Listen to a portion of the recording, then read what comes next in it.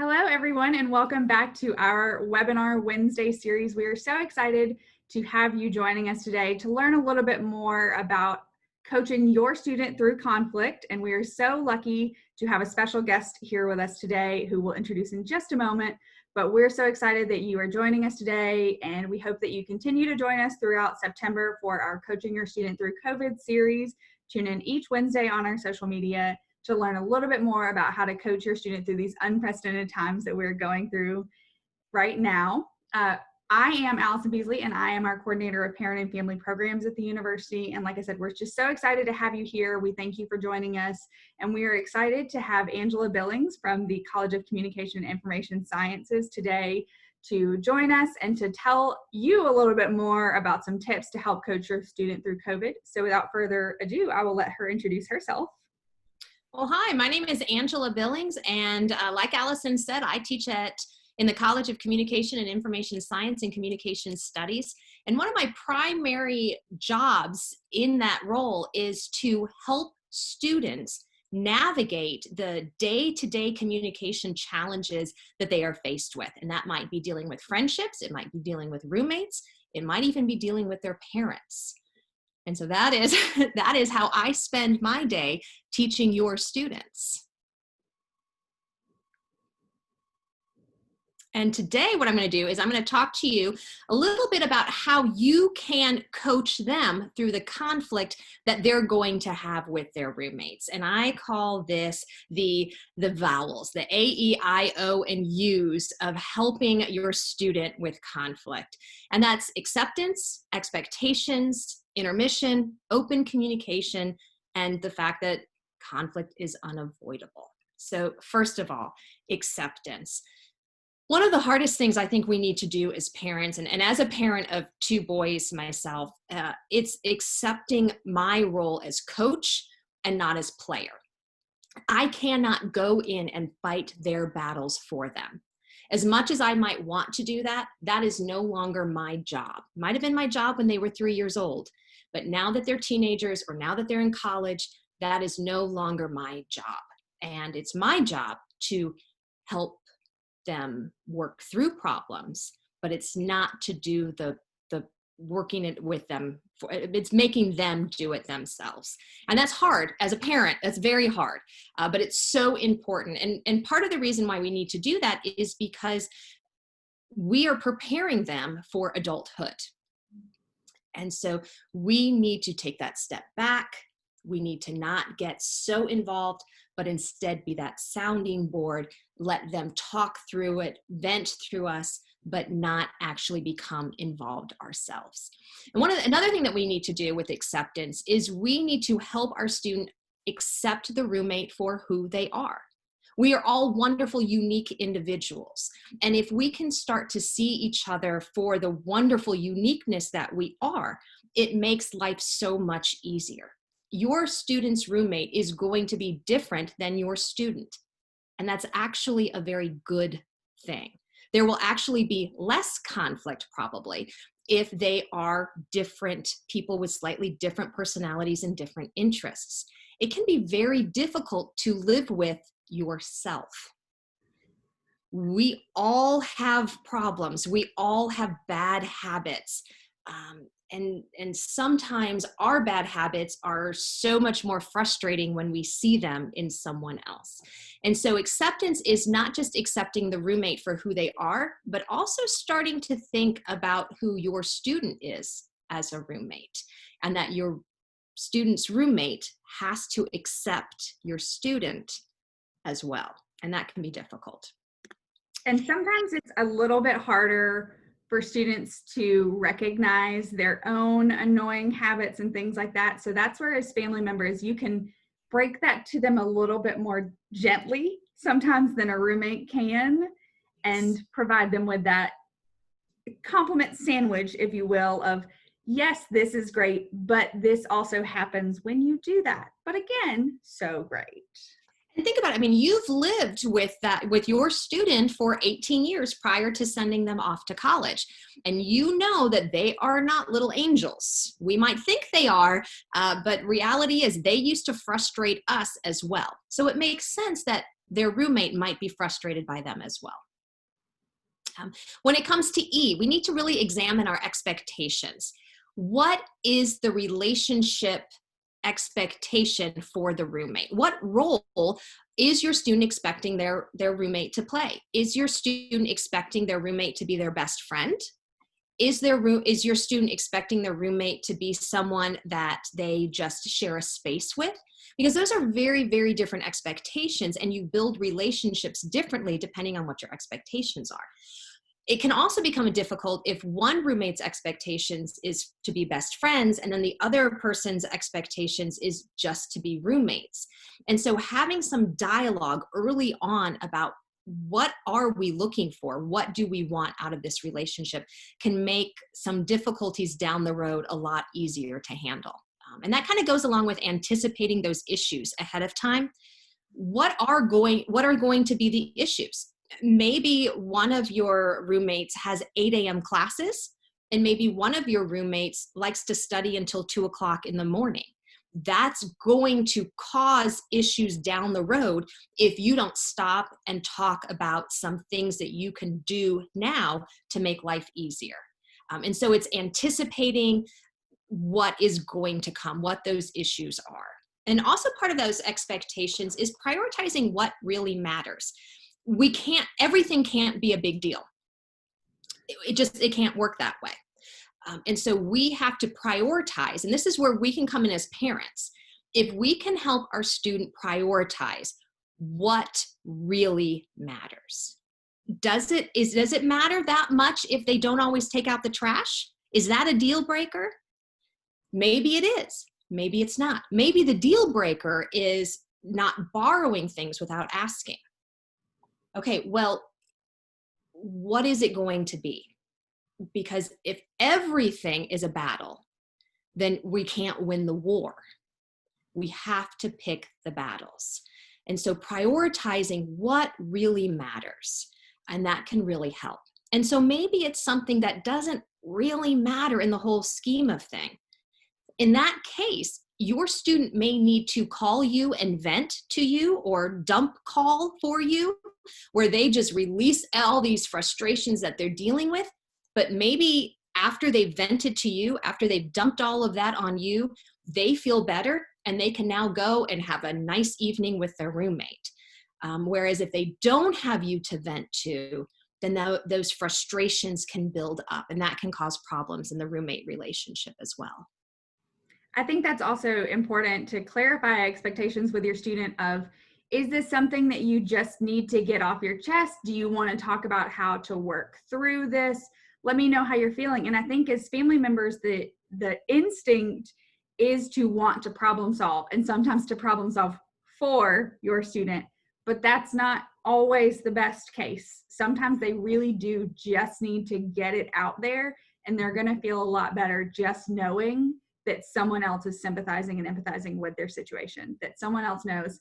Sometimes it's just a case of, yeah, that stinks. Mm-hmm. He just needs someone to say, that stinks. They just need to feel heard sometimes, especially they're spending a lot of time this semester already in their room. So there's a lot of opportunity for conflict. So I think talking to your student about what their deal breakers are and clarifying those expectations, absolutely important. That's a really great point, Angela. Yeah. All right, and then we're moving on to I. I is the intermission, or pressing the pause button. Things are going to happen. And when something happens, we tend to feel this explosion of frustration and anger. And when we are having that explosion, we are seeing red. We are not thinking clearly. We are not normally able to communicate what our true issue is with someone. Oftentimes we're not able to prioritize, and we're not able to go at it with a solving mentality. And instead it's a lashing out mentality. When we're angry, oftentimes our first response is to want to hurt the other person, to make them feel as bad as we are currently feeling. And that's not helpful when dealing with conflict with a roommate, with someone that you share a space with. So one of the best pieces of advice you can give to your student is to just press that pause button. Go for a walk. Go work out. Go and get something to eat. But don't engage at that moment in time. 20 minutes is a wonderful, calming breath to let them think about what happened, what's going on. And that's where you might be receiving that phone call. You might be receiving that phone call in that first initial 20 minutes where they are so angry and they want to vent and they're mad. But we strongly, strongly, strongly encourage them, do not talk to your roommate when you are super angry and super upset. It doesn't go well. And part of that, the biggest part of that is we are not able to listen when we're angry. We have to calm down. We have to organize our own thoughts and feelings, and we have to be ready to engage in a conversation and not in a yelling match. And that intermission, pressing that pause button, is so important. Maybe the most important thing on this list, the letter I, intermission, might just be the most important thing. I can't stress that enough. I think that is just, and that applies to everybody. And I think also for parents and family members, taking a pause yourself and saying, okay, what they are not reacting in that moment, and just giving them some time to kind of word vomit everything out there. They're in the heat of the moment. Everything is fresh, everything is raw, and there are going to be a lot of feelings. Those feelings may not be the same in a couple of hours, and they may have forgotten all about it. But as family members, there is a tendency to want to protect and go on the combative sometimes. But it's important to take that intermission for yourself and check in with your student in a little while after hopefully that conflict is resolved, and after they've been able to take some time and have that conversation, to just check in with them and make sure that you're taking that time for yourself as well to check in. And that brings up a good point as well, is because if our student calls us and is upset because someone has hurt them, we tend to take on their hurt. Well, they've now cooled off. The student has cooled off. They've gone and they've talked to their roommate, and they've gone and they've gotten pizza together, and they've gone and they've thrown the Frisbee on the quad together, and they have had positive interactions. We, however, are still dealing with that hurt that we felt from our student. And so sometimes we have to go, okay, my student is over it, I need to get over it as well. And not have that influence the next time I have an interaction with my student's roommate, or my student calls me and is upset about their roommate. That they're different situations each time, even though it might not always feel that way to us. Next is open communication. Communication really needs to be face-to-face when your student is dealing with their roommate. Nothing goes well on a Post-it note. Nothing goes well in a text message or an email. We're not able to get inflection. We're not able to get tone. And so your student might have meant it one way, and it can be read a very different way. Another problem with doing it over a text messaging or Post-its or email is that can be shared with others. And chances are if your student's roommate texts them something complaining, there's a decent chance your student is going to share with you what the roommate said. But there's so many layers that are lost when we do that. So if you can encourage your student to make an appointment with their roommate, maybe it's, hey, every Thursday evening, we check in with each other, regardless of how busy our schedules are, where you almost have an ongoing appointment every week with your roommate. And yes, there are going to be times where, of course, you're going to see each other and deal with each other outside of that ongoing appointment time. But you don't want to come out of the blue with a note that's taped to the refrigerator or to the door complaining about something.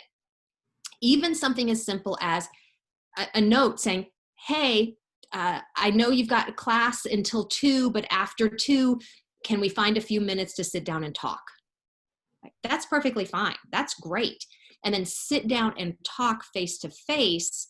What's going on? What are we feeling? What are our issues? That's so much better than some post-it note or text message when it comes to dealing it. We need to have that open communication when we're dealing with conflict.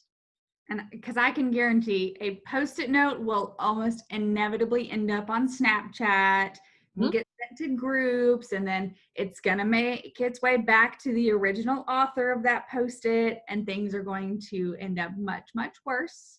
Yeah. We all know that if you take a screenshot of something, those screenshots can accidentally be sent to a wrong person.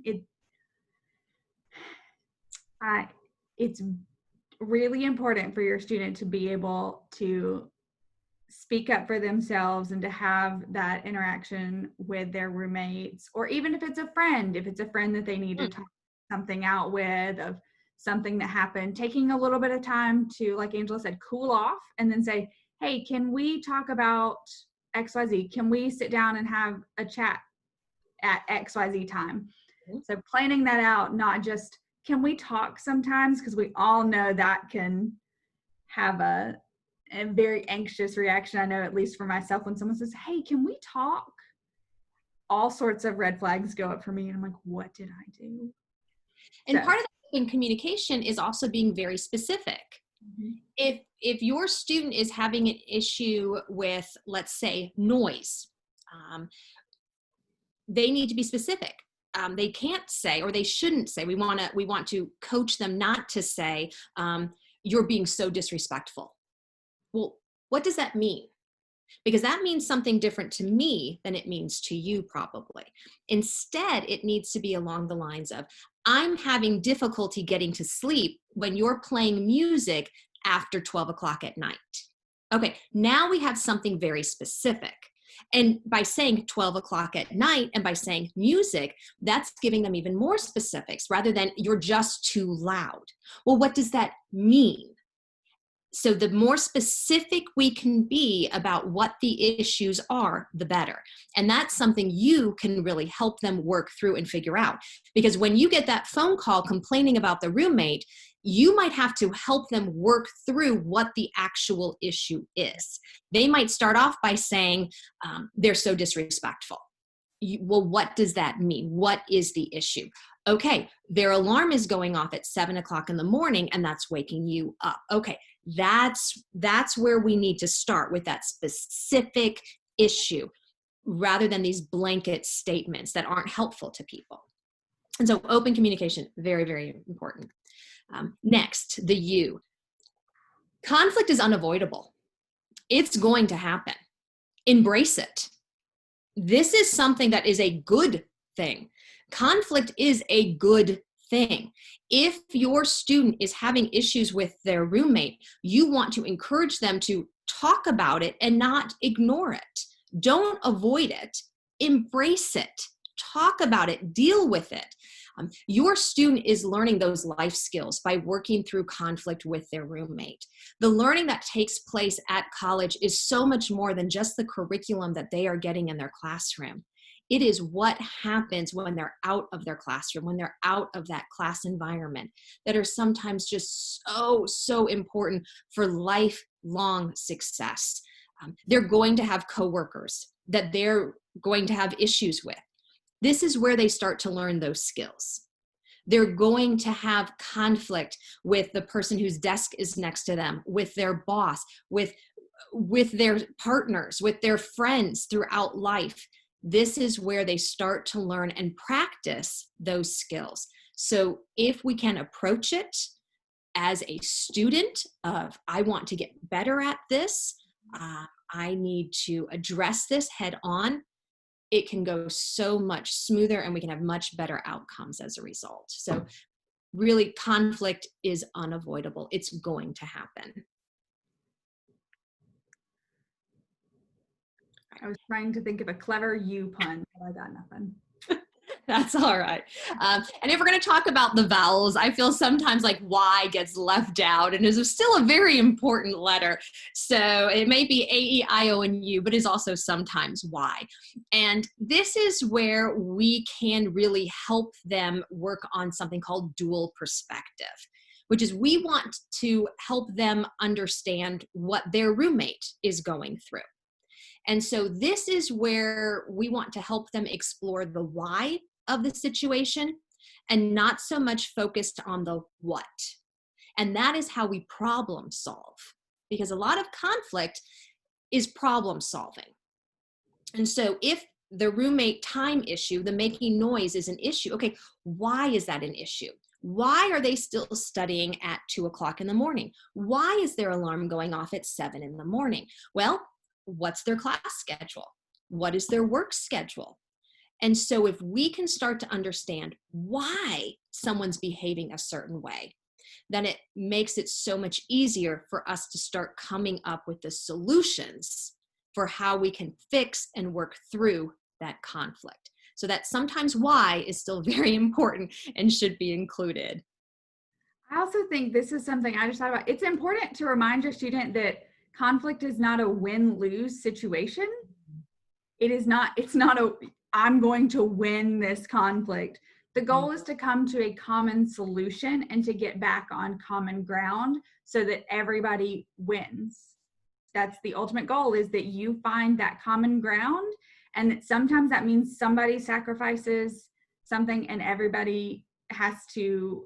I'm thinking of the noise conflict. If your student then gets up earlier or they get some noise canceling headphones, there are different ways to resolve that problem that don't result in a win-lose for anybody. Yeah. And hey, here at University of Alabama, we are all about that win, aren't we? We are all about that win. And as Coach Saban would say, trust the process. I like to throw that one in there because, as Coach says, you have to trust the process and know that you are helping your student along the way, because we also know that sometimes, miraculously, weirdly enough, students have conflicts with their parents and families. Wild, we know. But you also want to be able to model the way and set a positive example for helping them through these times and being able to coach them through these situations that they may be going through. And we know sometimes that as students in this situation we're in now with pandemic and restrictions, there are going to be lots of simple conflicts that may be exacerbated. So we want to encourage you to talk to your student about what the actual root of the issue is, and especially examine that why, as Angela said, of getting to the root of that and knowing what the actual issue is. And sometimes that's asking your student more specific questions so that you can get to the root of that and know exactly what the issue is so that they can be specific with someone else. Yeah, when we're talking to our students, we want to ask them clarifying questions, not those yes or no, but really trying to figure out what's happening. And yes, part of that is for our sake, but the majority of that is to help them work through the problem. And as we're asking them these clarifying questions, then don't be afraid to summarize every once in a while by saying, so what I'm hearing you say is, and that really kind of makes them stop, pause, and reflect back on what the real issue is. And that can be very, very helpful to know what's going on, what that thought process is before we react. And so by clarifying and by summarizing, we can help our students act in a very productive way, work through the process. Absolutely. And if you ever feel the need that you're like, I kind of just want to practice this conversation before I have it with my student, if you're having a conflict with your student and you need someone to just be a sounding board, or you need advice and resources, please don't forget that Parent and Family Programs is here for parents and families. As we are working from home, I'm coming to you from the exotic location of my dining room today. We just want to remind you that Parent and Family Programs is still fully operational. We are responding to emails. Please email us, parents@ua.edu. Phone calls, 205-348-8330. And we, in the month of September, are also hosting Zoom office hours on Mondays and Wednesdays from 1 to 4. So if you want to pop in and see one of us face to face, we are more than happy to work through those conversations. If you are not already signed up for our e-newsletter, please feel free to go sign up for that on our website. The link for our Zoom office hours is in our September e-newsletter. But if you have any questions, please feel free to email us, call us, whatever communication is best for you. We are happy to answer any questions you may have. We don't believe in dumb questions. We are just here to help you help your student. So we just want to remind you that we're here as a resource for you. We are just here for parents and family members. So we want to help you help your student no matter how you need that help. So we want to thank you so much, Angela, for hanging out with us today and giving our parents and family members some excellent tips about the vowels of coaching through conflict. My pleasure. We are just so grateful for these. They're great tips.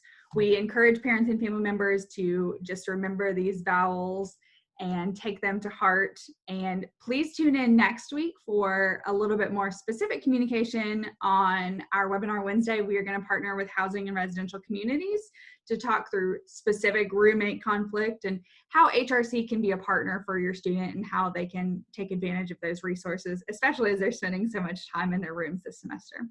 So we want to thank you for tuning in with us today. Hang out with us next week for another edition of our webinar Wednesday. And as always, roll Tide.